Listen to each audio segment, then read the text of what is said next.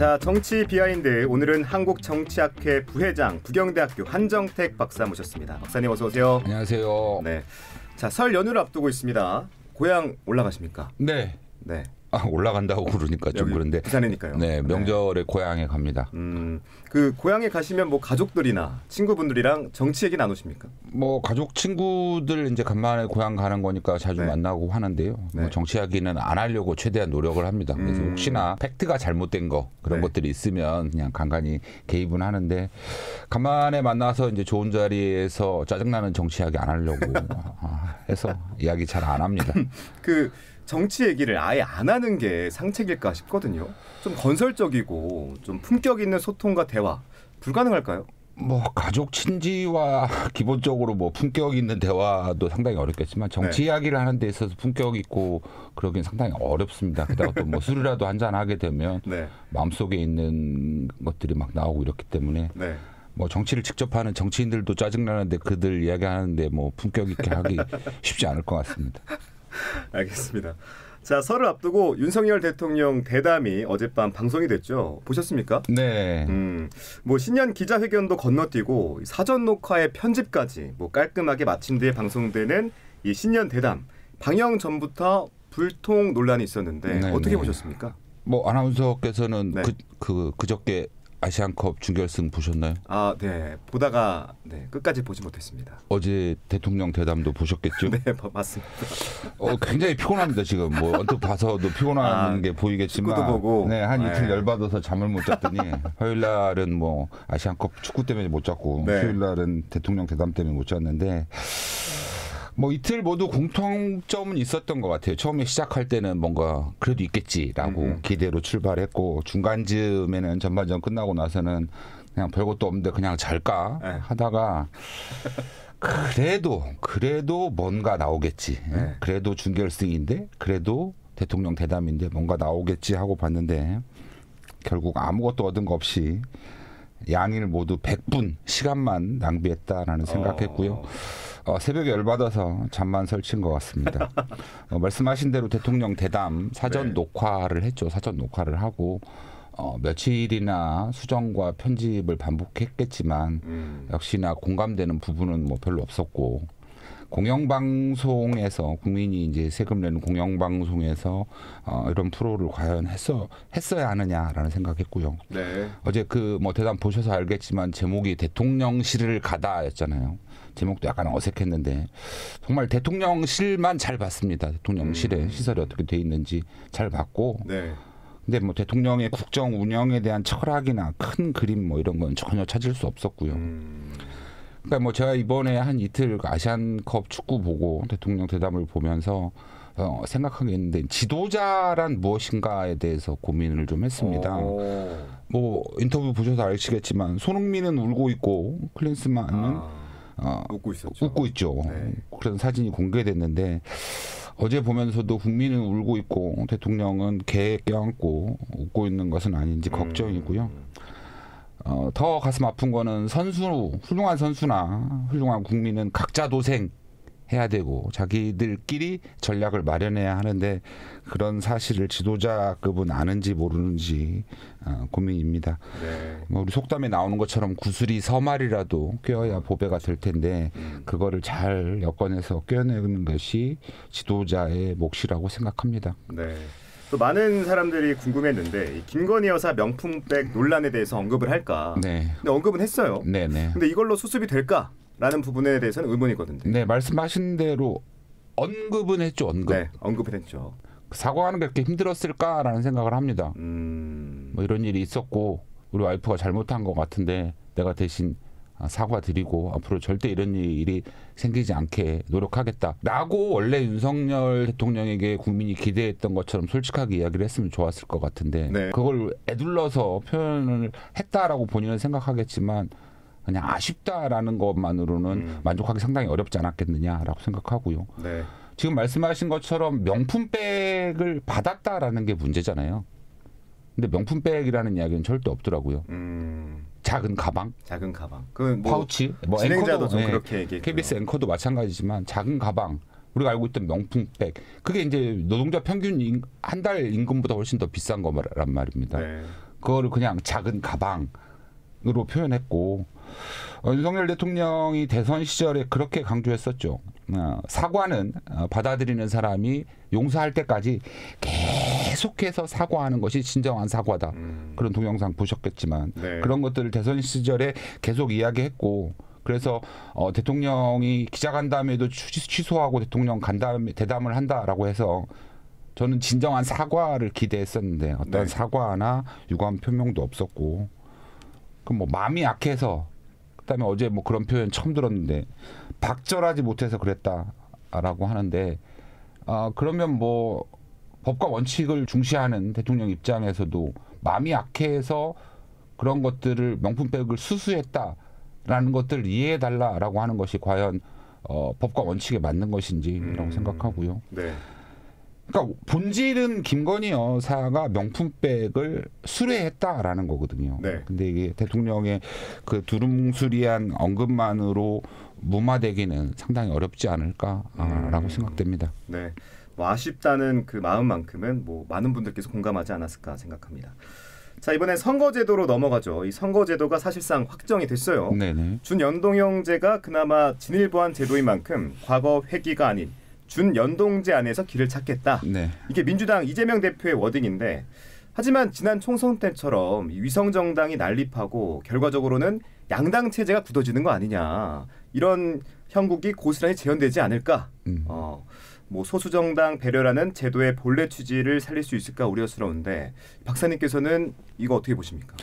뭐 이재명 대표의 그 판단은 뭐 피치 못할 상황에 대한 판단이었을 거라고 생각합니다. 뭐 일단 지난 총선과 똑같은 준연동형 시스템을 적용하겠지만 다른 점이 있다면 일단 민주당에서 구성하려고 하는 일견 위성정당의 모습을 띠고 있긴 합니다만 그 정당이라는 것이 야권 세력을 통합해서 진보 세력을 통합하려고 는 비례대표 구성을 시도했다는 점이 좀 차이가 있는 것 같고요. 네. 이런 선거제도를 개혁하는 것이 좋겠다라는 것들에 대해서는 전 국민이나 정치권도 다 동의를 하고 있겠지만 전면적인 연동형 대표제가 실시되거나 비례대표 의석의 비중이 지금은 뭐 한 6분의 1 정도밖에 안 되는데 비례대표 의석이 한 절반 정도 이상까지 확대되지 않는 한 소수 정당이 원내에 진입하기에는 상당히 어려울 것 같고요. 몇 번 말씀드리지만 그 대의민주주의의 핵심은 보상과 처벌이잖아요. 네. 윤석열 대통령의 중간 평가의 성격이 가장 강하게 드러날 것으로 예상되는 이번 선거에서는 윤석열 대통령에 대한 긍정평가를 하는 분들은 여당을 지지하면 될 것이고 네. 윤석열 대통령에 대해서 부정평가하시는 분은 야당을 지지하면 될 것이라고 판단하고요. 다시 한번 말씀드리면 위성정당의 모습을 띤 정당을 만들 수밖에 없었던 이재명 대표의 판단도 피치 못할 사정이 있을 거라고 생각하고 이재명 대표가 약속한 것처럼 그런 위성정당을 만들더라도 민주진보 세력을 통합해서 그들의 대표자를 뽑을 수 있는 그런 방식으로 진행됐으면 좋겠다라는 바람입니다. 뭐 이재명 대표도 사과를 했지만 이 위성정당 방지 입법 불발에 대해서도 비판이 있거든요. 네네. 뭐 이에 대해서 국민의힘에서는 민주당에서 책임져야 할 사안이라면서 역공세를 펼치고 있고요. 네네. 이거 이렇게 말합니다. 의지가 있었다면 얼마든지 입법이 가능했다는 거다. 네네. 여기 대해서 어떻게 보세요?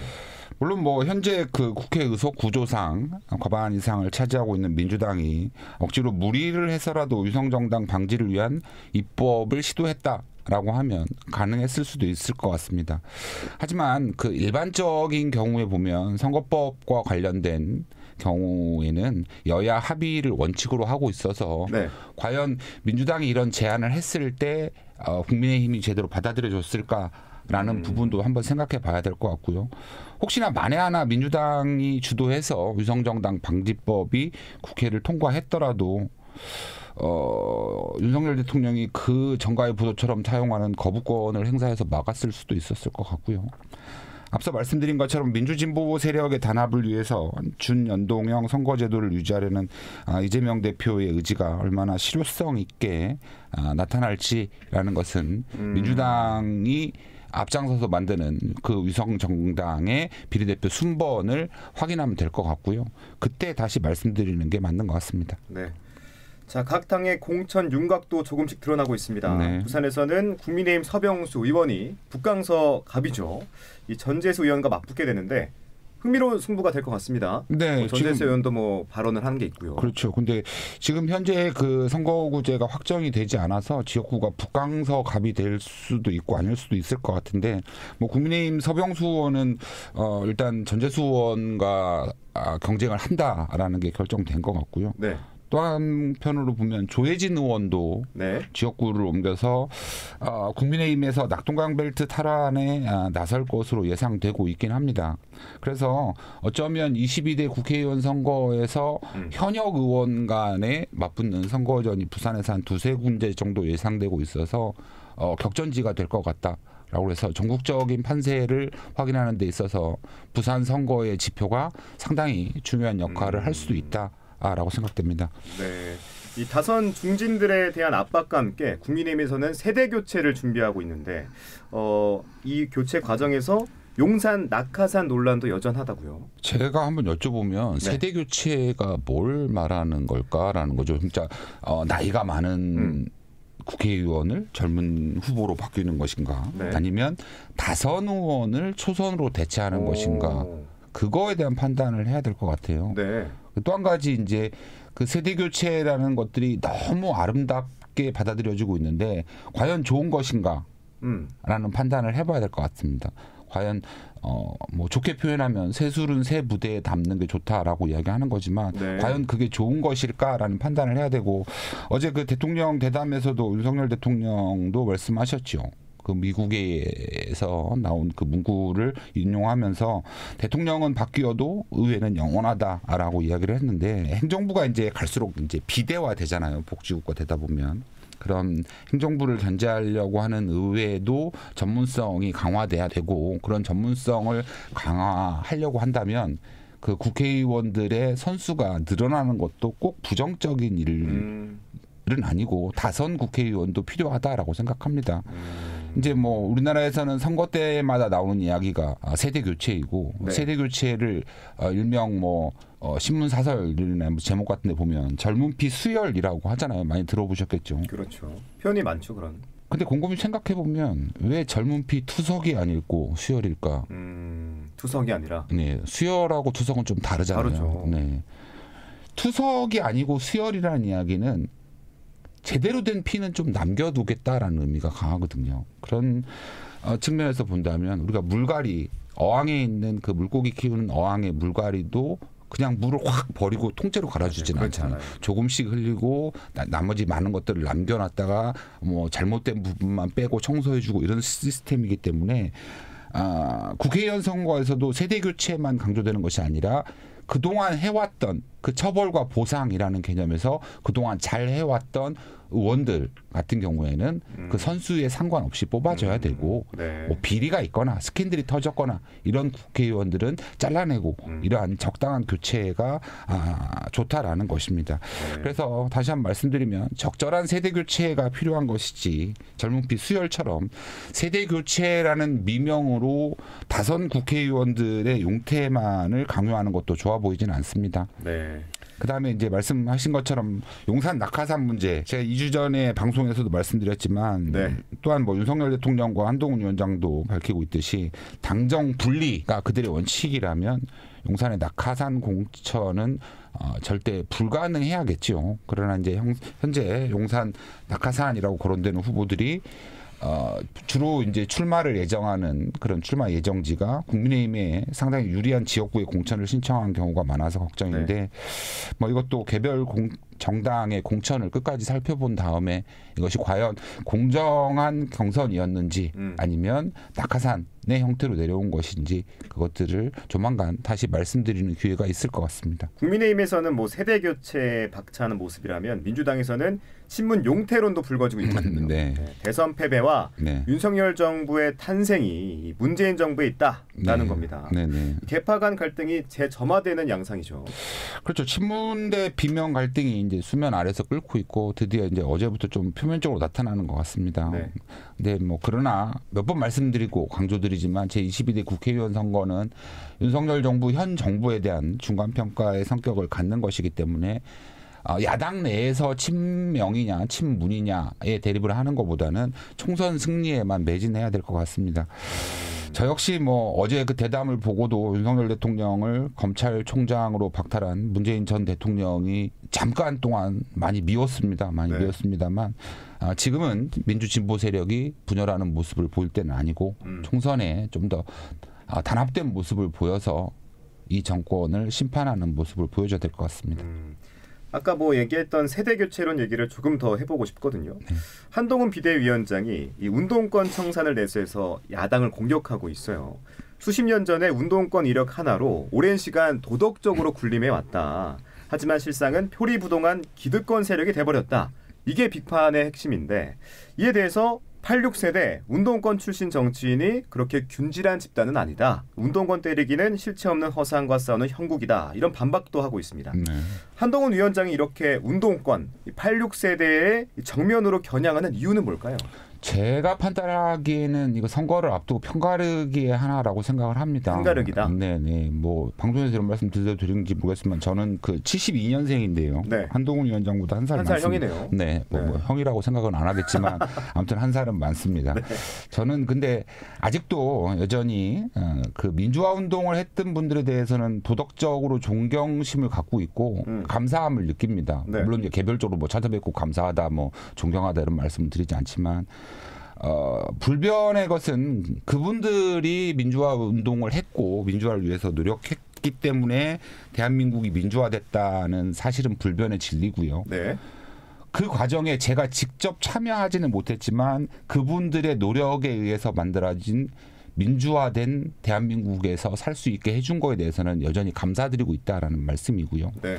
한동훈 위원장 역시 그런 마음을 가지고 있는지는 잘 모르겠습니다만 우리가 소위 말하는 한동훈 위원장이 비판하는 것처럼 86세대라고 해서 전부 운동권인 것도 아니고 운동권이라고 해서 몇몇 사람들이 비도덕적이거나 비리를 저지른 것이 문제지 민주화 운동을 했다는 이유만으로 싸잡아서 비판당하거나 용태를 강요당해서는 안 된다라고 생각하고요. 그렇게 그런 측면에서 본다라고 한다면 지금 여당인 국민의힘에도 민주화 운동의 전력을 가진 분들이 많죠. 네. 그런 분들을 그럼 과연 어떻게 할 것이냐라는 문제도 있을 것 같고. 그래서 앞서 말씀드린 것처럼 한동훈 위원장이 운동권과 86세대를 정면으로 겨냥하는 이유는 전형적인 편가르기의 하나다라고 생각하고 이러한 편가르기는 뭐 계속되고 있잖아요. 지금 이제 선거를 앞두고 뭐 노동자 대 자본가, 그다음에 이제 경동시장 문제에서 본 것처럼 서민이냐 중상층이냐 이런 경우도 선거를 앞두고 전형적인 편가르기와 비슷한 경우라고 생각합니다. 오늘은 방송 후에 별다방 커피라도 한잔 해야 될 것 같습니다. 별다방 커피까지. 자, 73년생 한동훈 이 새로운 세대의 기수가 될 수 있을까라는 의문도 드는데 운동권 청산 프레임 뭐 실익이 있다고 보십니까? 아니면 따로 없다? 어떻게 판단하세요? 그 판단이 좀 어려운데요. 어제 뭐 한동훈 위원장이 본인 입으로 말한 것처럼 4월 총선 이후에는 뭐 본인 인생이 좀 꼬일 수 있겠지요. 네. 근데 그 꼬이는데 적당히 풀 수 있게 꼬일지 아니면 완전히 못 풀게 꼬일지 그건 잘 모르겠습니다. 총선에서 뭐 국민의힘이 압승을 거두거나 간신히 과반을 차지한다라고 하더라도 그렇게 된다라고 한다면 한동훈 위원장이 새로운 세대의 기수까지는 뭐 절대 아니더라도 국민의힘에서 대선 주자급으로 성장할 수 있겠죠. 근데 뭐 역시 총선 결과에 따라서 큰 변화가 있을 것 같아서 미리 단정적으로 예측하기는 상당히 어려울 것 같습니다. 근데 운동권 청산 프레임에 대해서 어떻게 접근을 하느냐 라는 방식은 좀 더 지켜봐야 될 것 같습니다. 제3지대 신당들의 동향도 짚어보죠. 일단 준연동제 쪽으로 가닥이 잡히면서 이제 한숨은 돌리긴 했어요. 뭐 셈법은 여전히 복잡한데 유의미한 성과를 낼 수 있을까요? 준연동형제 쪽으로 가닥이 잡히면서 한숨은 돌렸다라고 말씀하셨는데요. 과연 준연동형이 제3지대 신당들에게 과연 유리할까에 대해서 한번 고민을 좀 더 해봐야 될 것 같아요. 왜냐하면 지금 현재 양당 구조가 고착되고 있는 상황에서 그 양당이 위성정당의 형태로 비례정당을 만든단 말입니다. 그러면 오히려 제3지대 신당들은 더 불리할 수도 있을 것 같아요. 주요 정당들이 위성정당으로 비례대표 의석을 차지하게 되면 뭐 상대적으로 제3지대에서는 지역구를 차지하기는 상당히 어렵단 말입니다. 그렇죠. 그래서 이제 주요 양대 정당이 위성 정당을 창당하지 않았을 때 그 틈바구니를 휘짓고 들어가는 게 제3지대에서는 훨씬 더 유리했을 텐데 네. 아무튼 양대 정당이 위성 정당을 만드는 형태로 가고 있기 때문에 오히려 더 불리할 수도 있을 것 같습니다. 불리할 수 있을 것 같다. 네. 게다가 이제 선거가 가까워질수록 제3지대 신당들이 이니셔티브를 쥐기는 상당히 어렵거든요. 뭐 지금 최근에 이제 이준석 대표도 잘 안 보이는 것 같긴 한데 뭔가 이렇게 선제적으로 정치적인 지형을 판단할 수 있는 그런 것들이 있어야 되는데 그런 것들을 아직까지는 보여주고 있지 못하다라는 것이죠. 그다음 뭐 다 같이 뭐 제3지대가 다 같이 개혁과 미래를 주장하지만 특별히 신박한 정책적 이슈를 선점하기는 어려운 상황이고 그래서 미리 뭐 조심스럽게 예측을 해보자면 주요 정당이 지역구와 비례대표에서 위성정당을 통한 비례대표 의석까지 차지하게 된다면 네. 제3지대 신당들은 유의미한 선거 결과를 얻기는 상당히 어렵게 될 것 같고 그러한 유의미한 선거 결과를 얻지 못한다라고 한다면 국민의힘과 민주당 그 양대 정당 사이에서 어떠한 견제를 하거나 아니면 지렛대로 작동할 수 있는 여지도 상당히 줄어들 것 같다라고 생각합니다. 네. 오늘은 여기까지 정치 비하인드 한청택 박사와 함께했습니다. 박사님 오늘 말씀 고맙습니다. 감사합니다.